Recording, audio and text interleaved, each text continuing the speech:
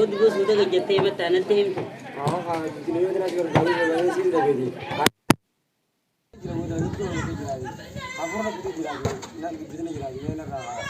هو غربا متي نما ثانا نما فريق قرر يرانين كذا كلام yang gitu so ngating ketemu namu kurna be irra thabate isan undo khay birok irra diimna miti dine amma na nal sport zone ge janu na ratra gamate dukke sara raga dukke ni raga dukke na tura dukke khasa khay be gole chitaram ulen kan ngodi bot garte bitaw ulen dura sport jichun samuda sistem amale sportin akan mati nama duro jil kabarati ulle Allah bisaniti harata kadawani ni egas bodo barata mata male akan mati manenta kan bele sakay wa sayin bidan kala dadai dadai akan mati dadai en haywa haywa kamlan no Hai. Dia bahasa di sini.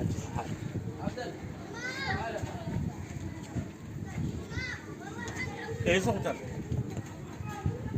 Karam dia mana? Karena ini insan rukupa. Hai. Fani terrain mana kerja tulan ada dawani. Long karena di sana nak ni nama dia bas. Esok tak mame. Jadi saya cium ni sama.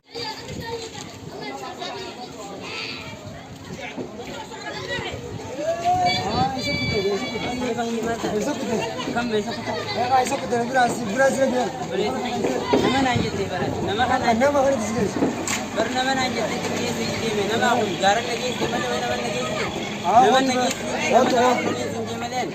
Garak ini jenis boleh lagi. Kungar mana nama. Mana tadi? Kungar apa? Garam kena mau tu. Sport dia tu berarti tu. Ya Rabbi, baca kan aku dia bermaksud nanti वो Sport dia berarti dia jangan mau tu dia. nama ban nama. Asin jenis nama mana?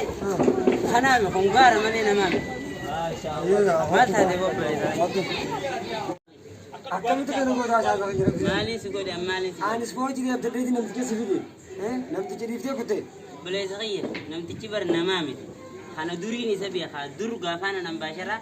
Ufe osole fi baso fi wada da nyacho ture bila shike de magide Ya beli ada. duri ni sabi ha kun nama mi gara na fidde mane nam tikya mi to nama nama tana nama ko danu yo fidde dukke na raga An sport dia berarti di sini dia ono kan bila bigu. wala khan nama mi nama nage si mane bole to nama nage gara tin nage si kun nama be duri ni sabi ha duru ha furo no ko te de manna ke le sara tay matama me kai sai ke chufe bila shike se taw giram man ta dalaga dabe khana duri ni sabi ha kun nama mi Wan birati male.